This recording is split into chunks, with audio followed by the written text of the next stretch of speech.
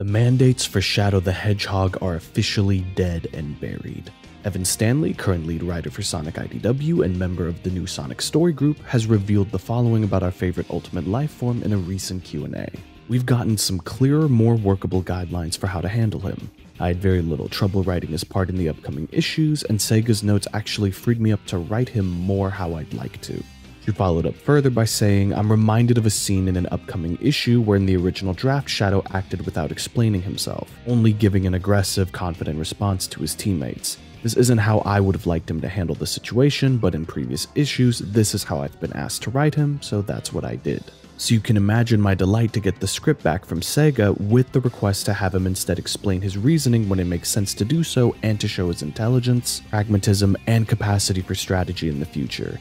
Not only does this make him much more workable within storylines, it helps make it clear that his pride is, from his perspective, a non-judgmental statement of fact and not an ego trip. It's also an honest reflection of reality. 99 out of 100 times, he really is that good. I think we all felt that this would happen soon, especially after Prime and that version of Shadow feeling like the character we know and love.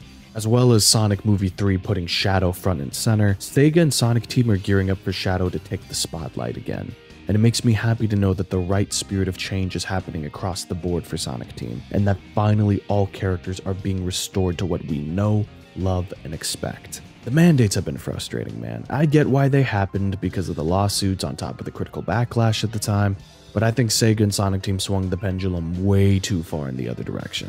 And it sucked that for Shadow, it took all of the depth and creativity of his character and diminished him into a shallow, egotistical, rip-off Vegeta shell of what he should be over the past decade plus.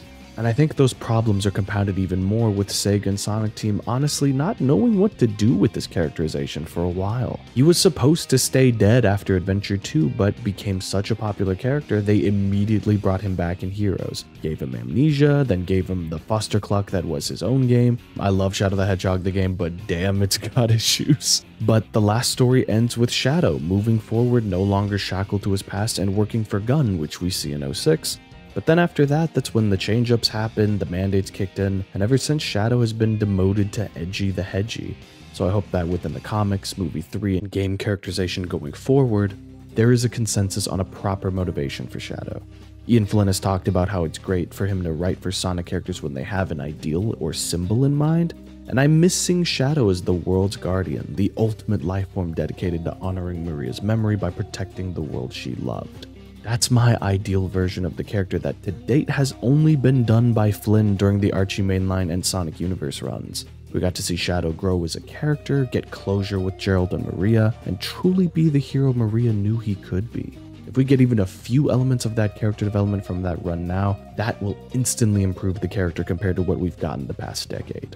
Or let creatives take Shadow in a brand new direction that has never been done before. Hearing Evan's words brings a smile to my face knowing we're in the best hands ever right now.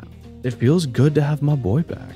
It felt good to watch Prime and feel that childlike joy return to see the character I love back in form as if nothing changed. To hear all generations of Sonic fans cheer across the world seeing the after credits in Sonic Movie 2. People love this character. And it doesn't matter how old I get, but watching Sonic and Shadow go head to head will never get old for me.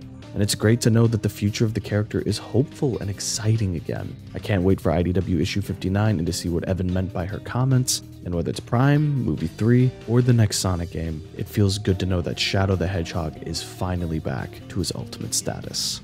What is your favorite version of Shadow the Hedgehog, and what are you most excited to see him in next? It has to be Sonic Frontiers 2 for me.